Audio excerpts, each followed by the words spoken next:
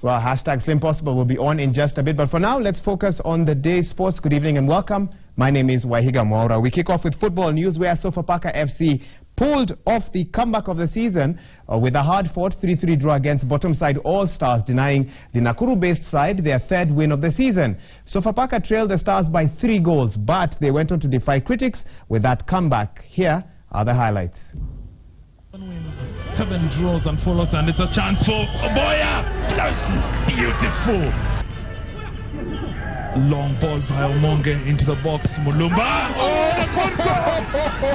opportunity. Sofapaka bear at the back. Can the All-Stars put in a third one? Well, they're looking for the shot at goal, but poor opportunity to Kenya. And it's a third goal. Kicks. And Fuadi Ndaisenga, all straight to goal. We talked about it. And Sofapaka with a beautiful gem of a goal. To do, Arnold, was to take advantage of Ulinzi's absence in the league, because Ulinzi away till the end of the month for the military games. And a chance there. Second goal. As far as Waswa plays it in the center. Baraza, shot and deflection. Oh! And the equalizer. But it's a goal entirely of his creation. Now, UAP Old Mutual and the Royal Media Services have entered a partnership revolving around the UAP Ndakane Marathon, which will take place in exactly 1 month in Muranga County. The partnership launch was graced by Catherine Obuino, Head of Communication, UAP Old Mutual, and Carol Wanyama, the Group Business Development and Marketing Manager for the Royal Media Services. In addition to handling media sponsorship, Citizen TV will also beam the marathon live across the country on the 12th of September 2015. The marathon enters the 12th edition this year, with the main focus being the conservation of the environment in Ndakaine and its environs.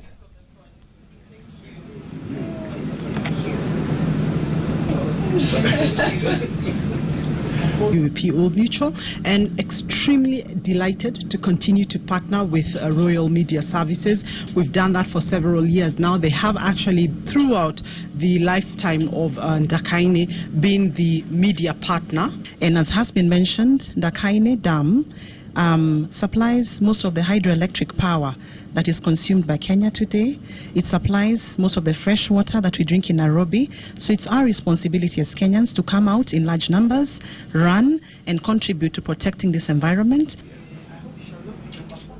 Well, there you go. Catch us live on the 12th of September at the UAP Ndakane Marathon. In other athletics news now, Philip Koech and Grace Momanyi are the winners of the 5th edition of the Safaricom Kisii Half Marathon that was attended by 400 athletes in Kisii County today.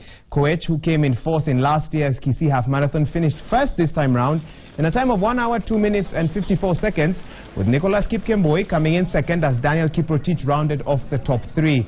In the women's category, Grace Momanyi, who was the 2010 Commonwealth champion in the 10,000 meters, took the lead in a time of 1 hour, 14 minutes, followed closely by Alice Serser and Lena Cherotich in second and third positions respectively. This year's winners in both men's and women's races took home 70,000 Kenya shillings and a bull, with the series heading to the Mombasa International Marathon next. Well, the national women's volleyball team, also known as the Malkia Strikers, have arrived in Hitachi, Japan safely for the FIVB Women's World Cup, set to serve off on the 22nd of August 2015. The FIVB World Grand Prix champions will participate in a 5-day camp before the World Cup. Kenya finished last in the 2011 World Cup in Japan under then coach Paul Bitok, and this will be Lungaho's first time to take the national team to the World Cup as head coach. The top 2 teams in the 12-nation tournament will gain automatic qualification to next year's Olympics that will take place in Brazil. Kenya face Cuba first in the World Cup on the 22nd of August. Now, another exciting story here. The 4th edition of the SportPesa Jiga Staircase Relay will take place tomorrow from 6:30 a.m. at the Kenyatta International Convention Center in Nairobi County. Each team will take turns in running from the KICC lawn through the lengthy KICC staircase all the way to the helipad that is situated on the 27th floor, as you can see on your screen. The team that finishes first is the team that is then awarded. Through this annual event, the Hardy Kenya Trust aims to create awareness both locally and internationally about the Jiggers pandemic and raise funds to facilitate treatment.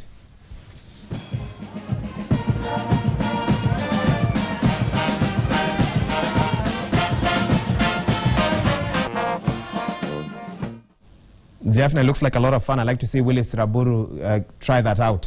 In other news now, 22 swimmers will represent Kenya at the East African Secondary School Games that kick off this Sunday in Guye, Rwanda.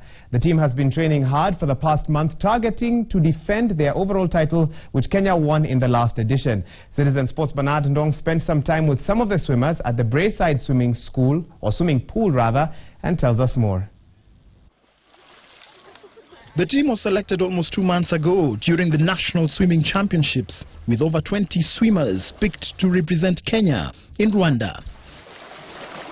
The swimmers are drawn from different schools, and it has been quite a challenge to have them train together. Each swimmers have been training under their individual coaches from in the counties, from the 3 counties that are represented here in this team. And we'll meet together 2 days before the actual championships in Rwanda.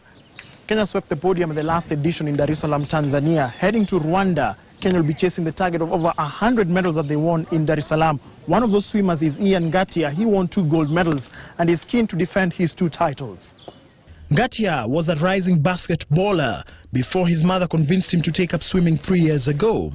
The 18-year-old has dominated the local scene and made quite a splash, clinching gold in the boys' butterfly and breaststroke races at the 2014 Games in Tanzania. Ngatia knows the pressure will be on him as the defending champion, and it's the main reason why he has restructured his training program to sharpen his skills in the pool.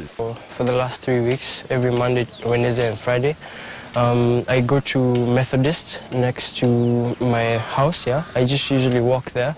I train from about 12 o'clock to 2 o'clock because it's approximately 2 hours just to get a full body workout.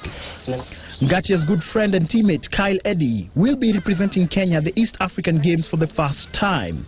Eddy has a richer swimming background than Ngatia, but he has been taking crucial notes from his friend as he also sets his eyes on a gold medal in the boys' backstroke. He just told me to swim my best and compete as well as I can and just try and win. Kenya's biggest threat will be swimmers from neighboring Uganda and Tanzania. Very confident that we're bringing back the entire haul of medals again. The team will travel next Tuesday. Reporting for Citizen Sports, I'm Bernard Ndong.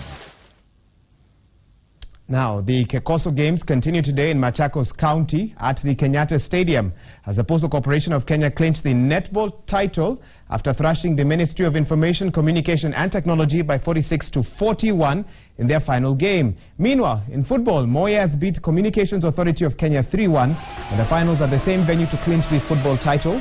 In women athletics, Jacqueline Chepngeno of Community Authority of Kenya clocked 34 minutes 58.07 seconds to win the 10,000 meters race, while Postal Corporation's Merin Njoki clocked 35 minutes at 0.05 seconds to come in second as Sandra Chebet of Kenya Postal Authority finished third.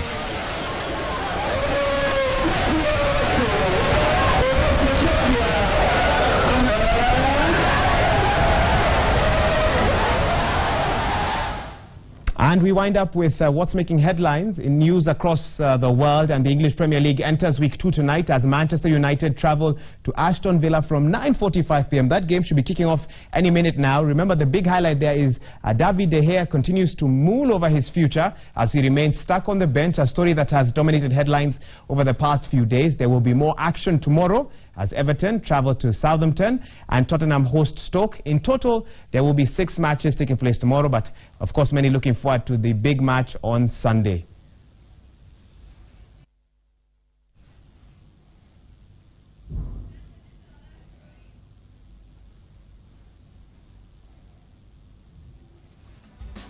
Elsewhere, in the ITM Cup, New Zealand's Premiership Rugby League Southland drew level with Auckland by 23 points. But the biggest talking point of the match was James Schrader's sensational try-saving tackle. He managed to snatch the ball before an Auckland player grounded the ball on the try line earlier on. A gritty Tasman side eventually secured a 35-20 bonus point win over Waikato.